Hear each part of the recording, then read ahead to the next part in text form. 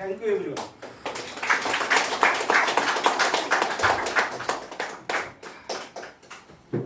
তো স্যারের জন্য তো একটা ক্ল্যাপিং জোর।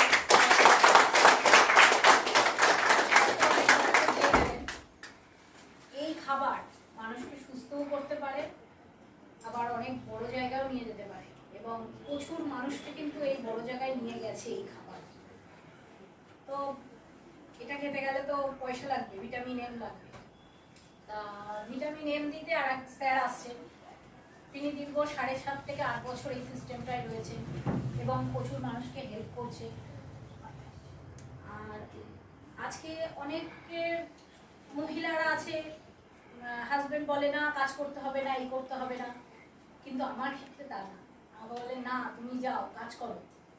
তা আমি কিন্তু ওনার কাছ থেকেও কিন্তু অনেক তথ্য